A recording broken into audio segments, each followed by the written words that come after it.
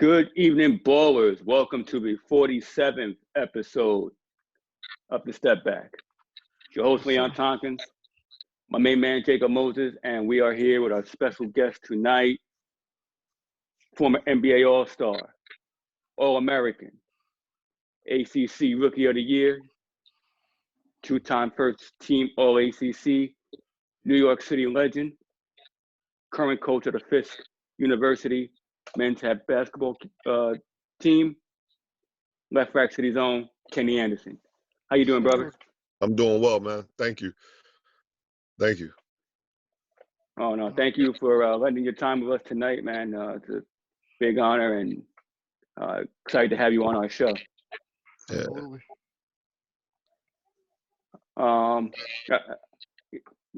How you feeling these days? We know you had a recent health scare. Yeah. I'm feeling great, man. I just thank God, for blessing me with my health now, and I don't really like talking about it, but it happened, and I had it, and I moved on. Right. But I finished my rehab at Fisk University.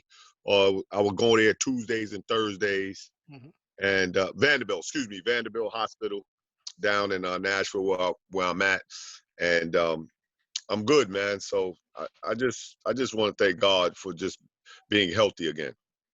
Absolutely, glad to hear that, man. Thank you. Where I got my old city Nets jersey on, 91 draft, number 2 pick. It's a city edition, but it's Kyrie. What jersey you got? You got on my jersey? Man, you know how hard that is to find? You got on Kyrie jersey. Man, I tried messing with you. And my jersey ain't even it no more because now they got number 7 Durant. I don't know now. I don't know who's wearing what. You're the OG number 7 though. So I'm OG number 7. I couldn't find it. I was trying to hook my boy. I was like, damn, I'm gonna get Kenny Anderson because he shoots lefty. Like, oh, let me get it. I could not find it. I'm just it's great that Kevin Durant is wearing number 7. When I heard he was wearing it, I was, man, nothing but love for him. He's one of the best players in the league, if not the best player. And the Brooklyn Nets are back.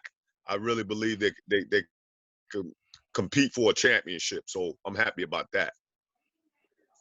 Yeah, you and me both were glad to hear that because going back to 2000 days and they traded all their picks, but going back to your days back in the 90, 91, Derek Coleman, Petrovic, what's your memories on that team? Oh, my memories are great. We had a great team, but we were just in a Michael Jordan era. Everybody in that. We had a great team, but the Knicks had a good team. Cleveland had a good team. Orlando had a good team. It was like 4 or 5 teams in the East that was very good. But I love playing with Drazen Petrovic, Derek Coleman, Chris Morris, Sam Bowie. It was just great, man. I learned a lot, and playing for the New Jersey Nets and playing, across the river, where I've come from.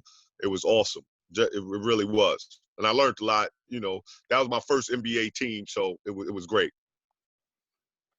Did you feel any pressure playing so close to home? No, no, not really. Pressure, I grew up in the heart of pressure. Being the number 1 recruit in '89 and playing at Archbishop Malloy High School. I didn't even, high school was awesome. My college career was awesome. I just played, man. And I enjoyed playing basketball. That was the main thing. And whatever happens, happened. Far as with the basketball team and me going out, not performing well, I just picked it up where I left off at. Just worked hard, extremely hard on my game to get better. So, like, what what players did you say would influence your game? Well, it wasn't one player, influenced my game. The whole New York, the New York point guards, everybody that went before me was great. Kenny Smith, Rod Strickland, Mark Jackson, Pearl Washington. I come from New York, so it was just awesome. Tiny Archibald from those are people that I watched, grew up on. So it was easy for me, and I had I tried to take everything in their games, and that they had in my game. You know what I mean? Those are great point guards, and they come from, New York. So it was just awesome growing up. Kenny Patterson, Kenny Hutchison. I want to give all those guys just love, man. That they was the best. It was the best.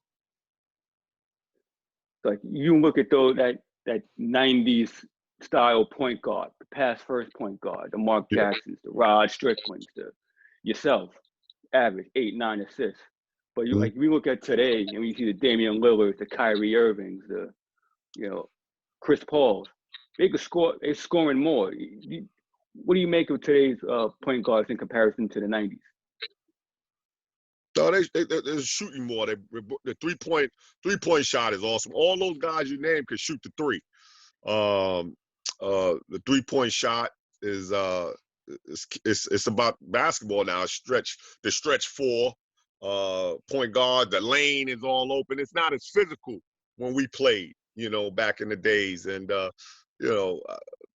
lead is great. I love watching it, but it's changed a great deal. Does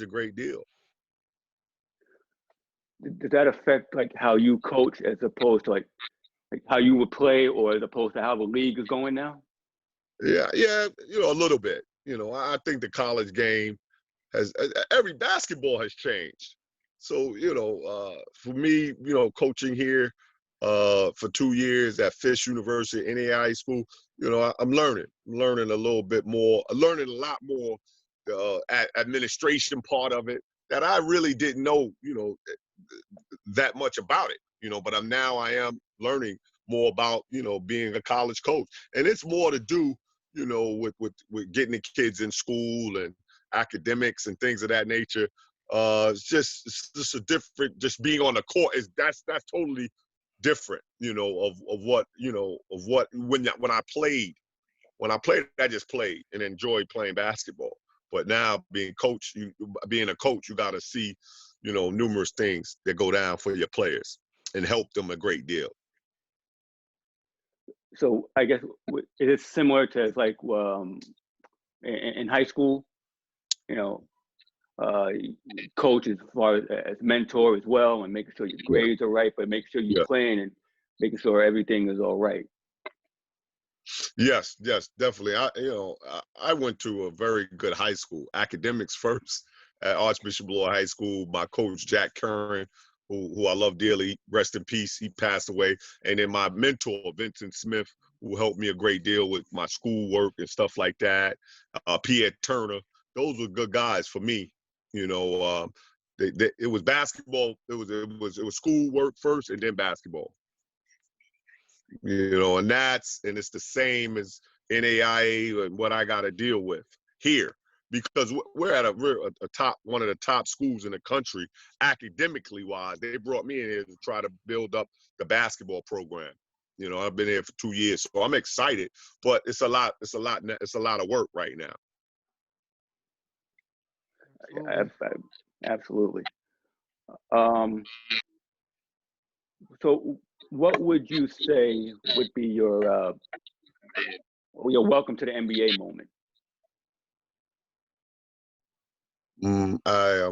My welcome to the NBA moment was, I always think now they be playing my draft night. Draft night was very special for me. My high school coach was there. My mother, was there. It was exciting for me when I heard my name called. I knew I was going 1, 2, or 3.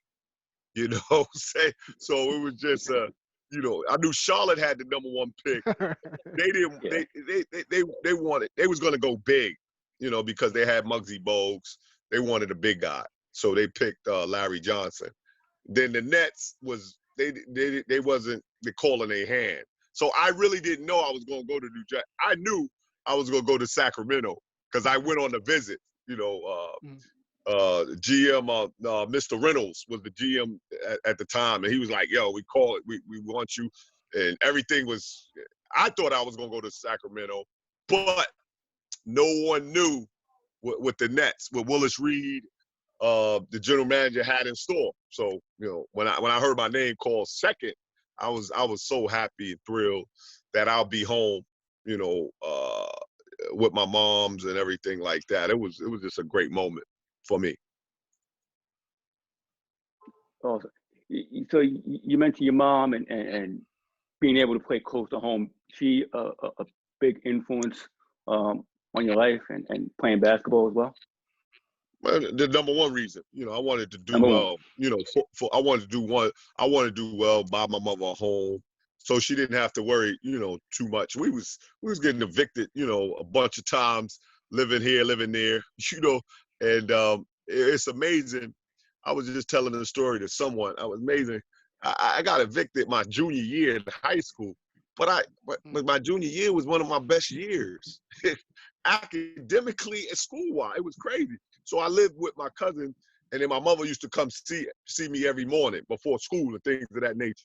So she did, but we was evicted, at the time, and it was just, I wanted to do well for my mother. It was always, doing well for my mother and get us out of the ghetto, and I was able to do that with the grace of God and basketball. And my mentor Vincent Smith, and that's what he said to me. He said, "Hey man, you can make this happen, but we got to do it this way. And this way is academically." I went to a very good school, and I was thinking about leaving and going to prep school, but that might have hurt me. So I stuck with my high school, and I never went. I couldn't go to camps because I always had summer school. I had to go to summer school because if you failed one class, you always had to go to summer school. So I failed Spanish every year. So it was, so I was like, Espanol, Spanish was just tough for me, man. K-pop. I lived with all Spanish. I lived around Spanish people. Like, it was crazy. So I had to go to summer school. So I could not, I think summer school was over Monday through Thursday. So it was camp. I was crazy, man. But I had to go to summer school every year for Spanish. I passed everything, but you fail one class at Malloy, you gotta go. You gotta go. You had to go. So I had to pass every class. Wow. Yep. And that was tough. So it made me realize that school was very important from day one. And I remember, Brother John Clyde, he was our principal at the time, and I took the test to get into school. The entry exam at his office by myself. So it wasn't no cheating or anything like that. And like, he came back, and I gave him the test and everything. He said, "I'll give you a call, see if you pass." And man, that phone call, I got. He said I passed it, and I was so happy to get in Malloy High. So my high school, I'm talking, that meant the world to me. Archbishop Malloy, my high school meant everything to me. That's it. And then I went to Georgia Tech. It was just it was repeat. It's just repeat, and I just knew how to handle myself while I was in the classroom, and that's what I did, and it all worked out for me. I always went to situations that enhance my enhance my learning ability and my playing with players like Dennis Scott, Brian Oliver, Malcolm. I always look for teams instead of me being an individual. So I just have to ask, how was it like playing in the Final Four with Lethal Weapon 3? Oh, it was exciting, man. That whole year, I had told those guys we was gonna win it. I said we were gonna win it. Earlier that year, they didn't believe me. I said we're gonna win it, you know. And we started off 10-0, and everybody was catching fever on us. Everybody was hyped, and you know, it was exciting playing with Dennis Scott. We still talk to this day. Brian Oliver, Malcolm Mackey, Johnny McNeil, Carl Brown, Brian DeMar. We just always stayed together. It was a very close-knit team, and it helped us. It helped us. It helped us destroy games. I played in a lot of close games, and guys just, we knew we was going to win. We knew it. And it wasn't no ifs, ands. If the game was close, we was going to win the game. I got to ask, Chris Jackson. Yeah. How much of a problem was he? Oh, he was pretty good. He was a problem. You know, Carl Brown did a hell of a job defending him. He could shoot the ball extremely well, but he didn't do nothing against us. And I played him in the NBA. I played him in the NBA and all that. He did well. He shoot the ball extremely well. But you know, hey, you gotta play. You gotta play regardless. Mm-hmm. Regardless. You got, and in basketball, it's two ends. You defense and offense. You gonna have to play something. There you go. You know what I'm saying? So he was great. He was a great player, great pro, everything. But you know, it was no, you know, by then we was just catching you know, we was catching everybody. So we just didn't we didn't really care. We just wanted to play and just beat everybody. You know, that's what we did. We were just so confident. Oh yeah, I gotta ask this one. Let me get this one. We have a question in the group from Felipe. He wanted to know, was it true that everybody was scared of Michael Jordan? No, nobody. Not in my era. Not that I know. Not that I know. I don't think they were scared of him. That might be the wrong word. We competed against them. Mm-hmm. You know, I know. I was excited when they came into the Meadowlands because you know, some of the games was dull, but when he came, it was sold out. So that's our time to shine, baby. Tell him this our time to shine. Let's go, baby. Let's go. DC, let's have big games. Let's go. So, you know, but we lost. We lost by one. I don't know how close the game was. It was a close game, but we had to compete, man. In that era, you was compete. Mm-hmm. So I'm going to throw with the names out at you. You tell me you give them work, or you know they give you, you know they hand you a, whatever the case may be. Rod Strickland. Yeah, he's great. That's my guy. We had the battle. We battled. He gave me work, but I had to go back at him. That's my guy, though. Mark Jackson. Hey, Mark Jackson was great. But I knew he was slow. He was slow. He was 4'6'5", he's a big guard, but I know he was slow. So yeah, I had to give him work. I had to go at him. He was quick. He gave me work, but I had to go at him, though. I had to go at him because he was slow, but he was a great player. Mookie Blaylock. Oh, he was now we battled because he was there at the New Jersey Nets my first year. They played him a lot. And then when Bill Fitch got fired, Chuck Daly gave me the ball and handed and let me rock. And then he got traded to Atlanta. So we battled. He was very good point guard. Muggsy Bogues. Now, Muggsy Bogues, he was little. He was a little guy, you know, little thing. I had to throw the ball up. Go play. I threw the ball up to get the ball back because I didn't want that harassment. Go play. You know, I didn't want the harassment. He was small and he was really crafty, stealing the ball all over the place. So I threw the ball half and then I'll run and go get it back. he was crafty, man. But I gave him work. I think I got a couple of triple doubles on him. So you mentioned like everything in high school and college, and then transition to the NBA. Was there any advice any of the vets might have given you in the league as far as an adjustment period? But no, I've always had adjustment periods throughout my life. I knew I had my Vincent Smith, and then Kenny Smith played in the NBA for many years. So I knew you had to work out. You had to work out, after the season, maybe a month off, but you had to get back in the gym, work on your body, lift, work out on your craft, and that's what I did, man. I had to work out. That's the main thing when you in the NBA, like LeBron James, Kobe Bryant, Mike, they just work out. They love the edge. They love to be better than everybody. So they just worked out until and that's what I said. Rest in peace, Kobe Bryant. Mm-hmm. Until he ready to settle down, then he changed his life. But when he was basketball, it was only basketball, and that's true. In certain cases, certain players take that advice. Certain players don't. I wasn't one of them that took that advice, to the head. I did what I wanted to do. So you've seen Kobe, you've seen Jordan, you've seen LeBron.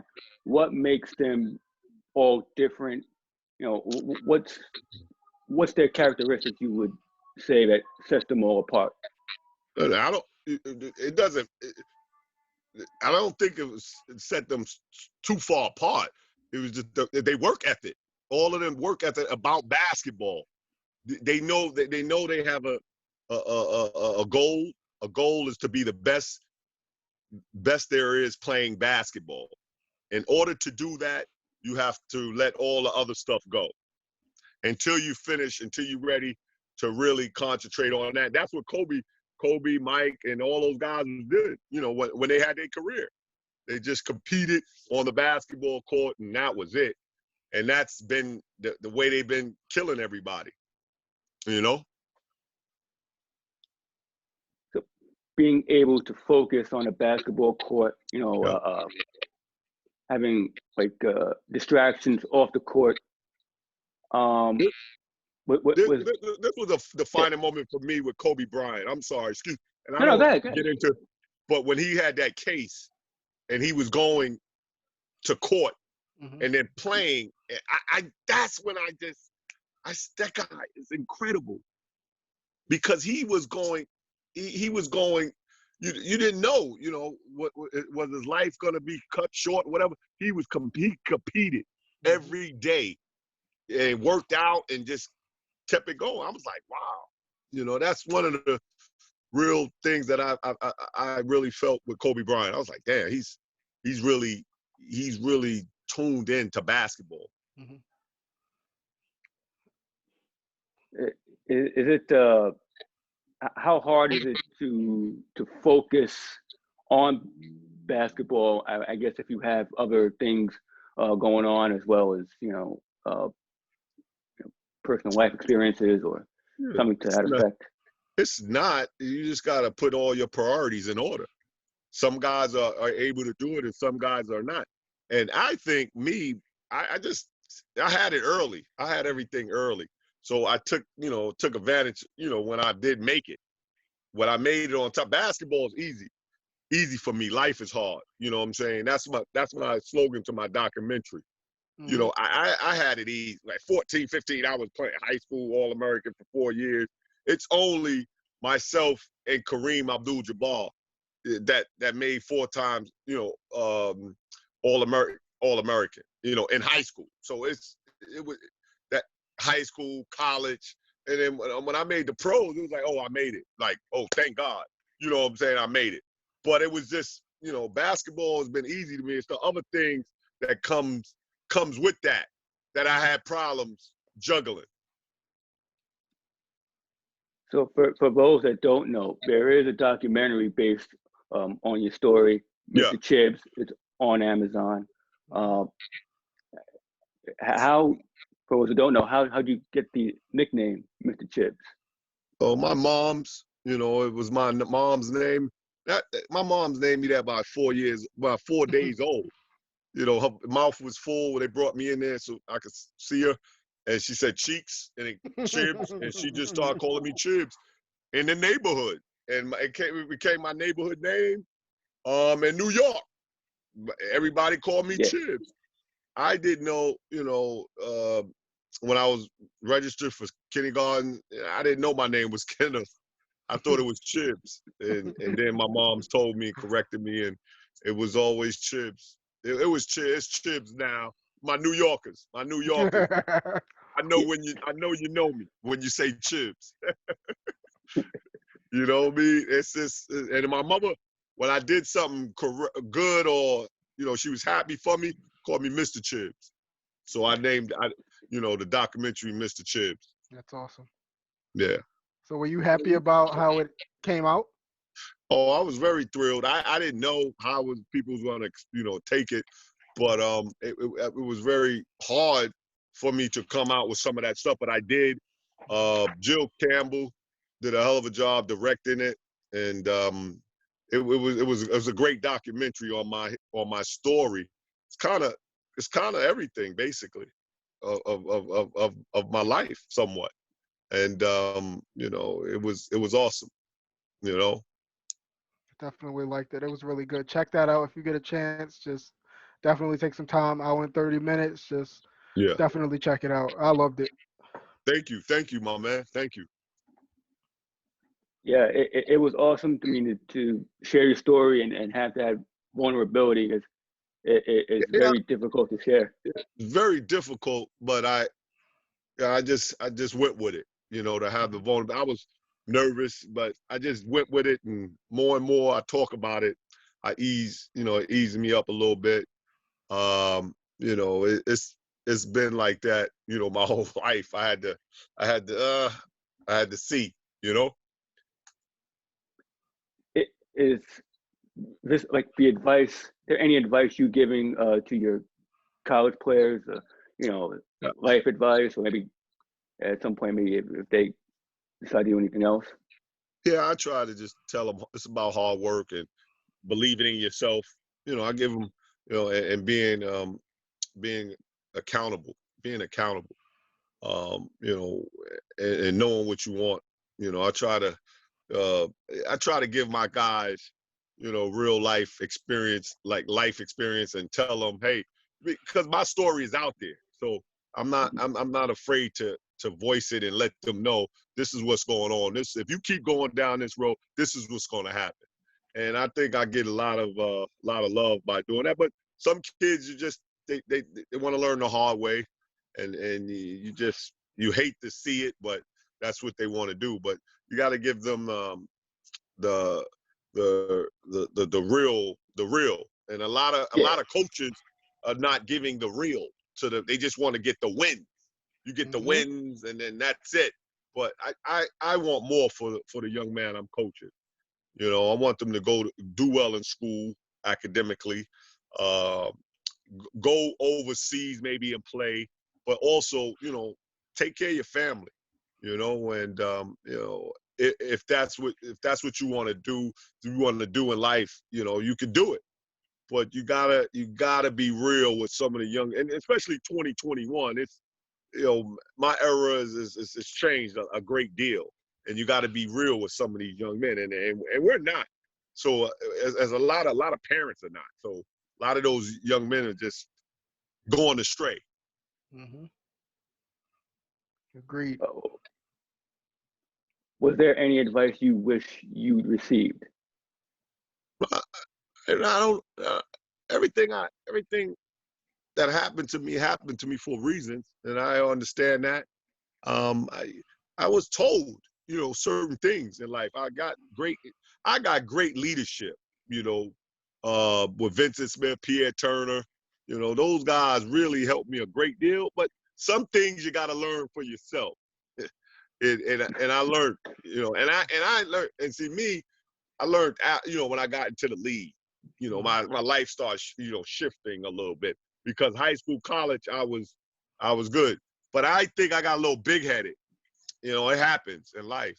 When I high school, the college, pros. Like I said, with basketball has always been easy for me. It's been something I've done all my life, and it's been easy. So I was like, I got this. I'm good. as I got older. But you live and learn. You live and learn, and I learned, and now I'm trying to teach these young men that I'm coaching some of the same things that I went through in my life that they can't. I hope they don't go through it, because I don't know, some kids can't. Some kids can't go through what I've been through and survive it. Yeah, I mean, New York breeds toughness. That's it. Yep. That's it. You look at the NYC. Marburys, Sir. you Yeah. look at Telfairs. They Yeah. all have their story. You have your story, and they all come out on the other side. Yeah. Yeah. So like looking back at your career and all the different stops, the Boston, Portland. Is there anything that really stands out? Your favorite stop, teammate? Well, no, my favorite 3 stops is New Jersey, Boston, and Portland. I tell everybody that those are the 3. I played for 13 years there. 4 years with the New Jersey Nets, 5 years with the Boston Celtics, and 2 years with a year and a half, 2 years with Portland Trailblazers. And I had a great time playing for all 3 organizations. I had a great time in the NBA. A great learning experience. The NBA. I would never. Now I would tell, and I'll be honest, I don't know if it'll happen, but I will never coach on the NBA level. I just would like to watch the games. I like where I'm coaching at now on the low end NAIA school, to try to teach those guys, of everything I've been through, in life. I love watching the NBA game, but I wouldn't want to coach them guys, because now you're dealing with those kids with big contracts and a little bit more to say to the coach. I don't want to deal with that. I can't. So I really deal with the young kids, and give them, some of the things that I've learned, in life. So the college game, I love. So could you pick up a ball right now and go play in the Big 3? No. I couldn't play no more. I shoot around. I can't play no more. But because I think, when I had the health scare and all that, I can't. I'm just not in shape. I was trying to dunk the ball. Upcoming. I was about 2-3 weeks. I was gonna go and dunk it. You see if I could still get up and dunk. But I don't think so. I think I got to still lay the ball up. I think. But I had only like 3-4 dunks in my life. But I was trying to do it, and I can't. So I try to give, running and walking and stuff. I walk my dog and stuff like that, just to stay in shape. So, like last year, the league played in the bubble. I know it's a lot of things on mental health. Do you think you would be able to play in a bubble? I don't know. I thought about that, but whatever was, I think a lot of those young men, whatever was possible, they wanted to play the game, so they played in the bubble. It is what it is. I could have played with it if they would have said, "This is what we're doing." You had to, and you had no choice. But it would have been tough.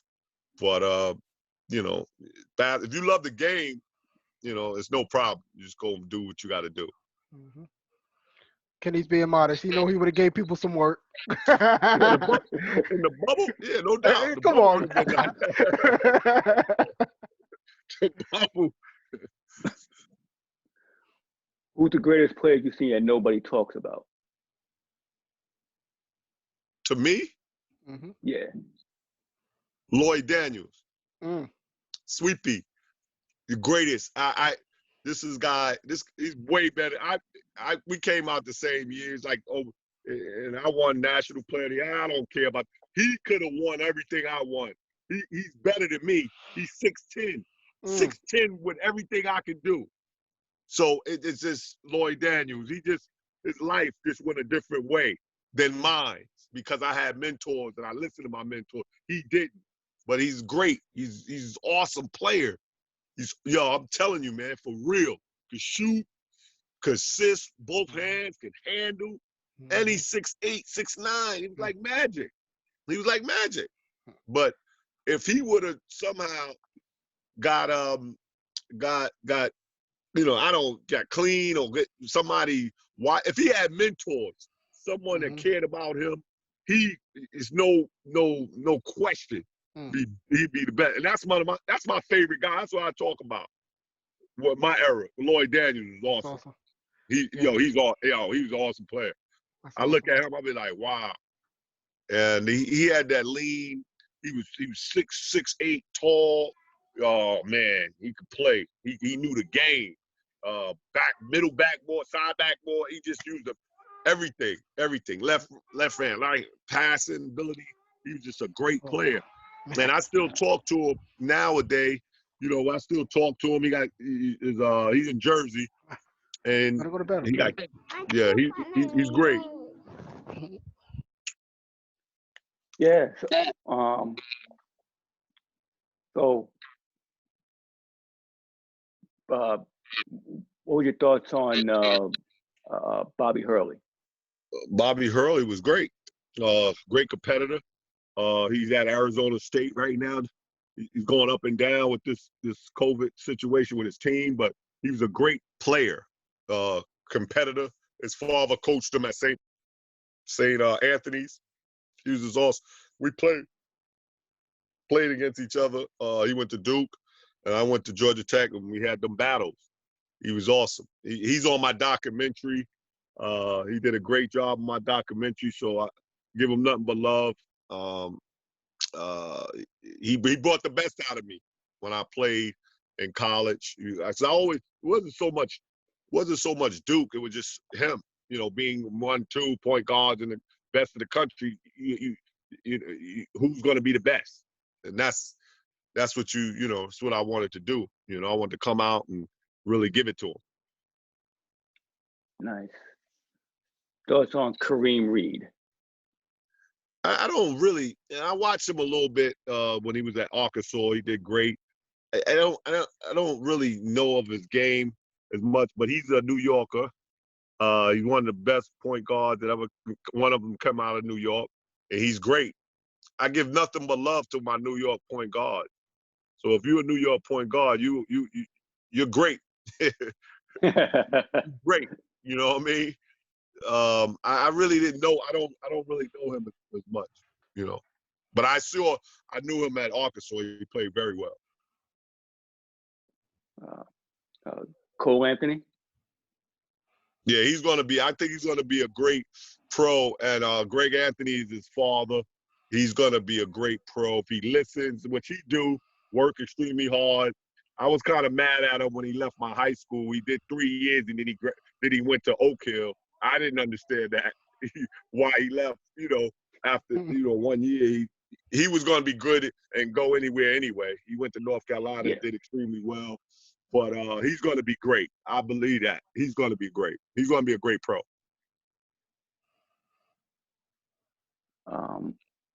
So looking at the game now, you say you huge fan of what the Nets are doing. Are there any other teams you're really looking at right now?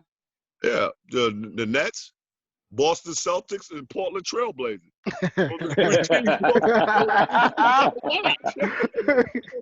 Bro, that's the thing. You got see Portland was doing great with Damian Lillard, and then Carmelo Anthony is over there. They got my man that played Gary Trent Jr. Yes, sir. Played with his father, did extremely well there. He's great. Portland is in, and they missing 2-3 guys. They injured, and they still holding on. Portland they're gonna be pretty good for years to come out west. And the Boston Celtics, we're having a little letdown. I don't know what's going on with them right now, but they'll get it. They got talent. They'll get it back together.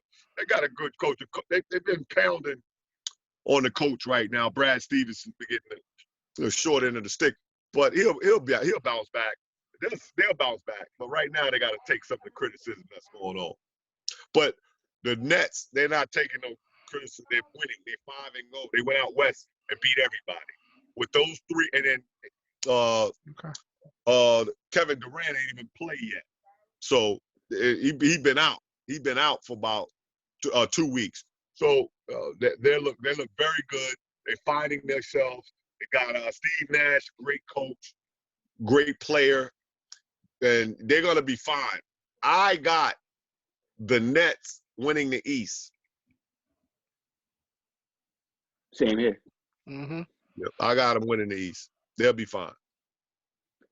Yeah, like Kyrie Irving, you know, he makes a lot of news. He hell of a player. Yeah. But you know, I we talk about it on our show. I personally think he's a bit misunderstood. I don't know. Do you see anything in Kyrie, or like give him advice? He's great. He's misunderstood because he talks a lot about off, nothing to do with basketball. So, that's the problem. With our people. They just wish he, shut up and play basketball. But with everything that's going on around the world, he has a voice. He has a piece, and so he could make sure that people get what he's trying to come across, and he says it. Mm-hmm. And he should. He's a great athlete. So he's doing what he can. Now I'm not saying bad basketball, he's awesome. He's awesome. But he's doing other things he gave a lot. He's given a lot. And not to HBCUs, to the homeless, he's doing so much. So he's a great person. But when you go there as an athlete, some people don't like that. Mm-hmm. Don't like that. But he's a great individual, and that's all you could say. But I lived it. I'm a little older now, so I see. I sit and see. What's going on in the world, and we have a lot of haters out there. We have a lot of haters, but all you can do is continue to be yourself and keep grinding. Facts. Definitely true. Are there any current NBA players might have came to you for some advice? No, nobody come to advice. We talk. I talk. See, this was great. I talked to Sam Bowie the other day. He was my Nets. Derek Coleman, I talked to. They always ask for different, things. Just in general. We just talk in general on how life is going, and they see the difference that I've made in my life, and they're happy for me and things of that nature. Raphael Addison, that was my best friend with the New Jersey Nets. He went to Syracuse. He played with Pearl Washington, and these are good guys. But as you get older, you see a lot of things that you might have said and did back in the days, But right now, I'm able to say certain things, and hopefully, it'll get through to some of the guys that I'm talking to. How would you want Kenny Anderson, the player, to be remembered? Wow, I'm not, the player. He was a good point guard. I was a good point guard from New York City. Where you, I got all the accolades. That's fine. I got all the accolades. I'm good with it. But the person, I want to become a better, and that's what I'm doing. I'm becoming a better person. Yeah, basketball, and like I keep saying, basketball is easy. Life is hard. I just want to become a better person, to give off knowledge, because everybody in the hood, think that basketball, I can make it. Everybody's not gonna be basketball players. You could play it, you could work at it, but you might not get it. You might not get, to be all-star or whatever. But what you can do, you can become a coach. You can become, firefighter or just some mentor, someone that you look up to. You can help them. And that's all I'm trying to become. Somebody that's going to help the youth, the young kids grow. And if I can do that, I'm good. I lost my mother like 2005, and I had to change. I changed my life. And it was a blessing for me. And that's all I'm trying to do now is change other people's lives. I'm able to do it because I play basketball. So they might say, "Oh, Kenny Anderson, I remember him because he played basketball." But there's other things that you might want to talk about that I might can help you with. You think like social media, if that was around in the day, anything would have made a difference? Yeah, it would have been wild. Then I was like, yo,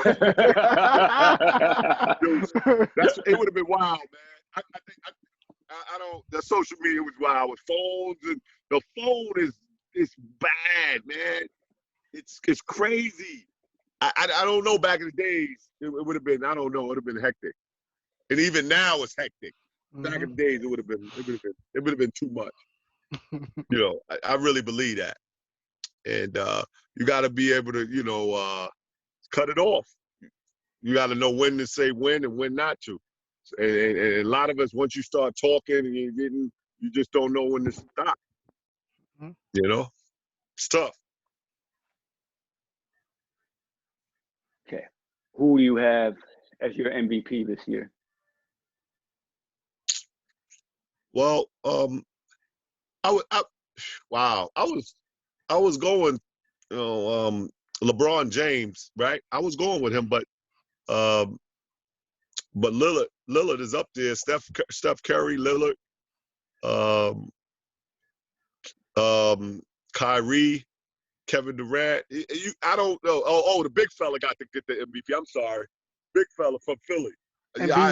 Embiid, probably, yeah. because I see them over there, the numbers and everything he's doing for that. Hands down, he's won. He should get it. And then you going down the line where LeBron, everybody's saying LeBron, Lillard, Steph Curry, but Embiid, he probably will get it. He should get it because he's just holding on. He's just killing everybody. He's just killing everybody. KG made a point a couple of weeks ago, like saying that dudes 20 years ago wouldn't be able to play today. Do you really believe that? We have 4 points. That game, the game I'm watching, I'll be watching the game. I average like 15, 12 points. I'm definitely 7 to 8 more points. 20, I average 20, 10 easy. Easy. Those guys, and I tell you one thing, he say that, those guys couldn't play. Some of them couldn't play 10 years ago. They'd be crying. They'd be crying. It'd be too physical. They would have to change the laws in the game. I'm serious, and I know for fact. Now they shoot the 3. Now that's good. They shoot the 3. The quarters all spread open. Man, it wouldn't have been like that back in the day. Because you had the real 4-5, the 5s come Ewing, Shaq, Alonzo, Brad Torrey, Derek Coleman down there on the paint in the block. You know what I'm saying? So a lot. Oh man, I forgot. The 3 down here. We have 5, 6 down. Get out of here, man. Now it's top heavy. It's top heavy. We was top heavy, top players heavy.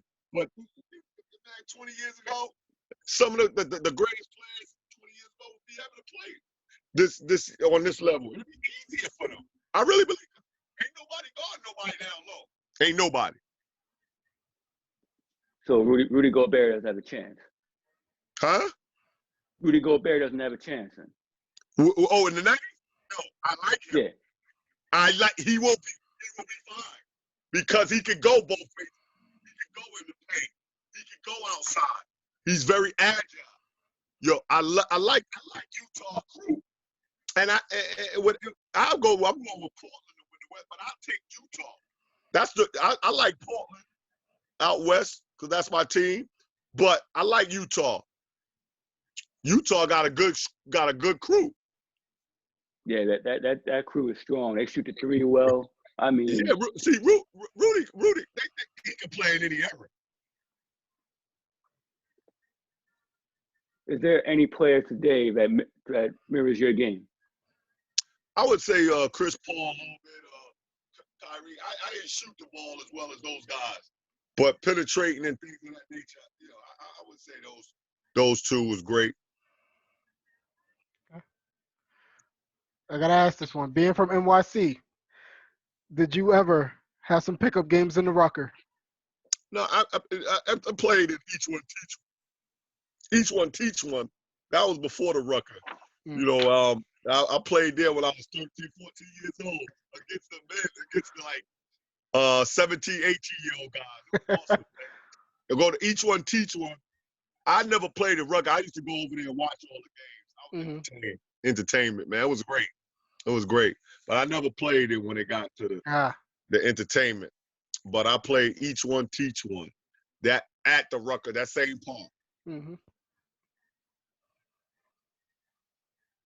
What's your most memorable high school game?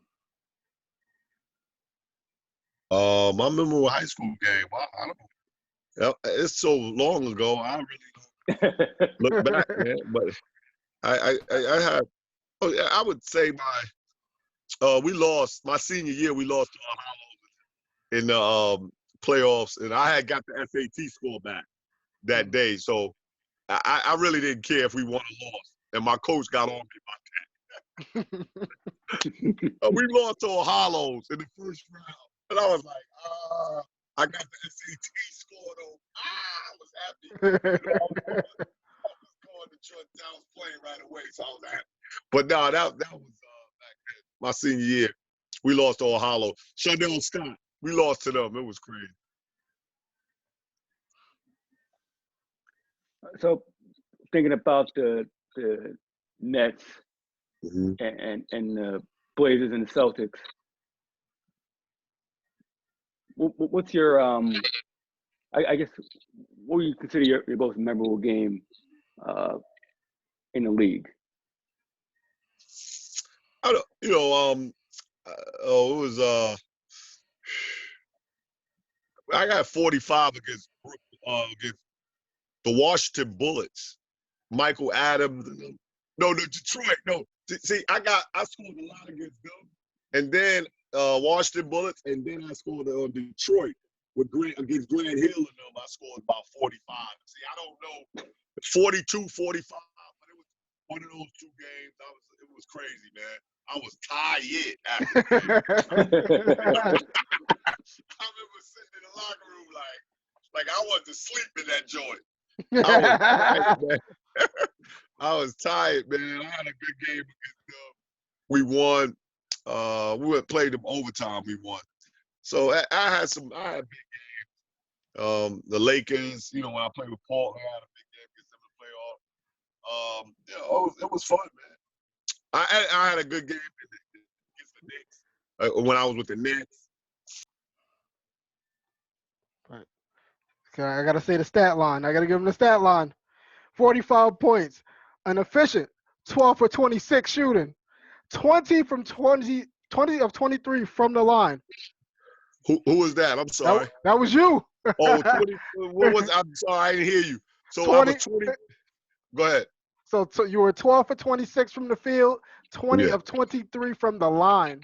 Wow. Work. Yeah, that's crazy. That's a lot of free throws, but I shouldn't have missed. I'm mad I missed 3. I shouldn't have missed 3. You know, but it was great. I had some great games in the pros. It was an exciting time, man.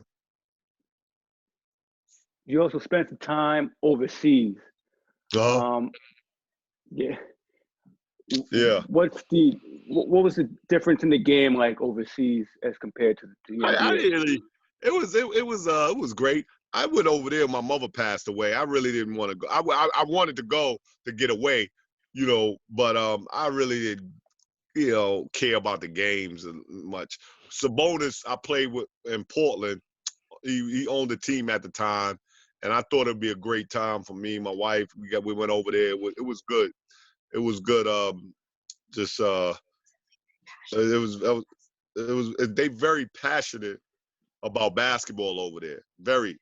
And it was a great. It was we talk about it every now and then. I had a great time over there. It was very, very good to me. Very good to me. I have no complaints. It was a great. It was great. Very humbling experience. Is it surprising to see, you played with Petrovic, and we didn't see, I guess, the best of him? Petrovic? Yeah. Oh, he was the best. He came over here when it was no one over here, and he had to compete. He competed with Portland. He was in Portland. He wasn't playing because they had Terry Porter, and then they had Clyde Drexler. He couldn't get in there. He wasn't. So they traded him to New Jersey Nets, and he found himself and he started playing extremely well.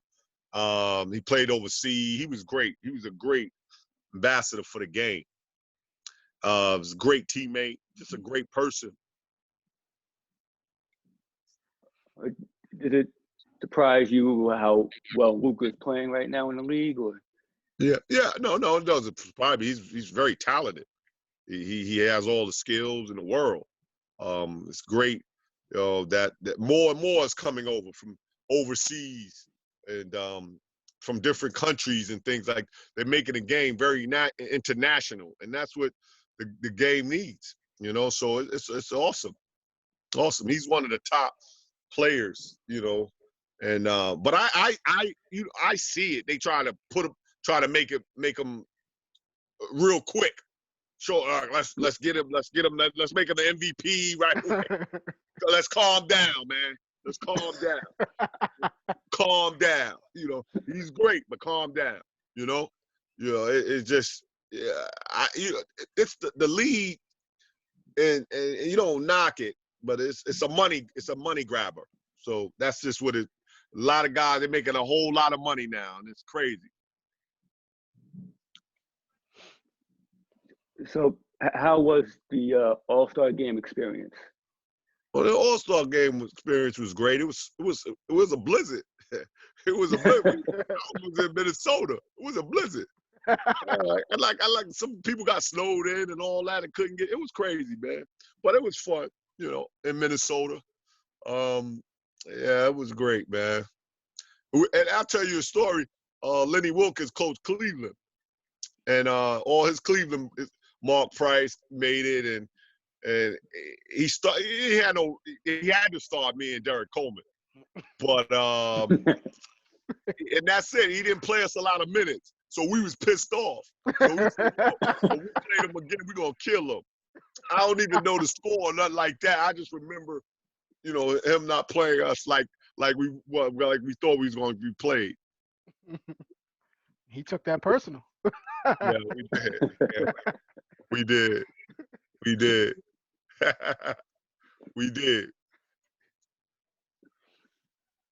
How do you know that because they have a welcome to the NBA moment, but how do you know that it was like that was it? What was it? Like I guess it was time to retire, or. Oh yeah, it just was. My mother. My mother passed away 2005. I was just Right. like, oh wow, just gonna. I was gonna. It just was crazy for me. It was just I had a whole mixed feelings, but I know I could. She saw every basketball, everything I did. So it was time to give it up. And it was time. And I didn't love it. I didn't love it like I used to, and wasn't working out as hard. It just was done. I was done. I wanted to give back, give back, teach to others. that's trying to come up and play the game. I played 14 years, in the league. I was finished. Long time, man. That's Yeah, I don't know. 14 years is a long time. Guys play 20. When Kobe Bryant played 20 years, and I was like, wow, that was crazy. I thought that was, and then LeBron James is still going strong. mm-hmm. So I'm like, wow, but 14, I don't know. I didn't never think that I was going to play 14 years. I thought I was going to play 10 years, but I kept going. Kept getting deals. Hey. Yeah, I mean, yeah. While you're in it, keep it going. Yeah. Mm-hmm. But no, while you in, keep it going. If you feel like keeping it going, if you feel the right way. I didn't feel it. I didn't feel it, and I was like, time for me to give it up. Yeah, I wanted to just chill. Giving back to the community, giving back to the kids, it's something you really feel strongly in. Yeah. I gave my neighborhood, Left Rack City, my Kenny Anderson Summer Classic for 10 years straight. It went on, so I was very excited, and I still get love. People still call me. They call me now on Instagram. They catch me on Instagram and say, "Man, thanks for the tournament," and that's a great thing. And my neighborhood always, that's where it all happened for me at Left Rack City, Queens. I love my neighborhood. It's where I come from. It's what I'm about. I mean, Queens get the money. That's what it's all about, man. Yes, sir. Yeah, y'all from Queens? Yep. Yes, sir. What part? Jamaica, Queens. Oh, that's where I grew up from 1 to 9. Excuse me. I grew up in Jamaica, Queens, and then I moved over to Left Rack City. There you go. Right around the corner from God Brewer. Yeah. You're right. With my house, I was on 106 and 108th, 108th, Yep. 165th. Right down the block from ISA, around the corner. Yep. From that's the church. Why 165th. That's why before I moved upstate, that's where I lived. Right on 165th. Yeah. Mm-hmm. From the church right there. Yep. Still there too. Oh, okay. Yeah. Okay. That's what's up. So still there. That's what's up. ISH still there. Yes, sir. Saturday afternoon pickup, all that. So yeah. Remember having to go to Bible study too. Yeah, all that. Yeah, we used to. It's funny. I'll tell you a quick story. But me and Derek he lived in a house on a corner, and we used to. Our mothers, or every Sunday, we used to go to church. But we used to go get dressed on the porch, change our clothes, and go run and play, and then come back, and then go play like we went to church, and we didn't go to church. Yeah, it was crazy, man. It was crazy. Yeah. Oh man, that's awesome.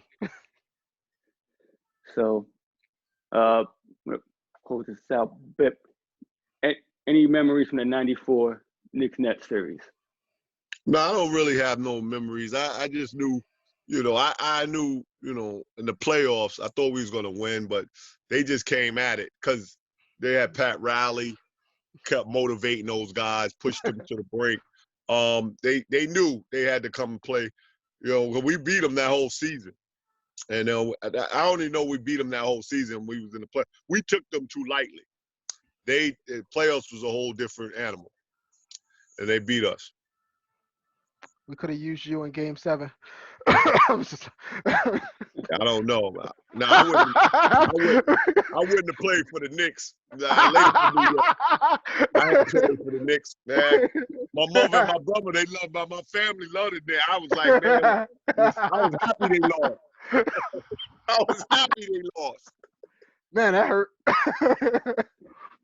94. That was a rough year for me. Yeah, well, everybody. That was rough. It hurt me. I was still laughing. I was still in New York. Oh man. Yeah, that's great. But You know, is there any like words of wisdom that you want to impart to this group? Well, the words of wisdom is just, know what you want in life, and go for it, and with every how can I say, just every go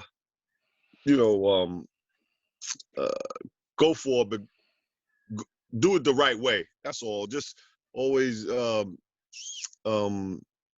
just stay focused. Focus in your life, and do it the right way, and just work extremely hard at anything you want in life. You can go get it. But and like my mother used, ain't no shortcuts. Yep. Ain't no shortcuts. Facts. Ain't not. Facts. Ain't no Facts. shortcuts. You could get you think it's a shortcut, but it come back and bite you. Ain't no shortcut. So just go through it. Go through it the hard way and the fair way. Just get it, man. Just get it. Yeah, and I say just listen to people that been through it. Listen to people that been through it. That been through something in their lives. Then you could get, and it'd be well for you. You could learn from the person. I love it. Okay, I'm gonna give you a throwback photo though. I got this from my man cave. I'm gonna get a little throwback photo for you. I don't know if you can see it, but there it is. Oh, yeah. That's There it smooth. is. You got a net photo, baby. You got a net. Yeah. Hey, I always got to rep for the Queens guys. The New York guys I always rep for, no matter what. Yeah, no doubt. I appreciate that. No Appreciate that. Thanks, my man. We appreciate you coming on and showing us love, and yeah, my guy. It's just a real honor. My guy, man. That's what's up. My guy. We have Left Rack City legend Kenny Anderson with us. It's been another episode. Step back. We got my man Jacob Moses. Yes, sir. New York City legend Kenny Anderson, and well, thank you guys again. Hey, you gotta take that. You got that Kyrie jersey on. That's nice, man. The Nets. That's nice. But I want to see the 7. I don't know now with Durant there. It won't be an Anderson jersey. Yeah, I got a 7, but it's Joe Johnson. Joe Johnson was there too with 7. Yeah, I forgot. My man Joe. Yeah. Nah, you want that Kenny Anderson jersey. You got. When you get it, let me know, man. Those are hard to find, man. I did this show, so you can get one. I'm getting one. I'm a rock one just for you, Kenny. I'm gonna find one. I might get a Portland one though. I'm gonna get a Portland one. Hey, yeah, I'm gonna get that. Just put it up there. Get the picture. Let me see it. I'm gonna get it. I'm gonna get the Portland. I'm not rocking the Nets one. I'm sorry, it ain't happening. You're a New Yorker, man. Boo. Absolutely.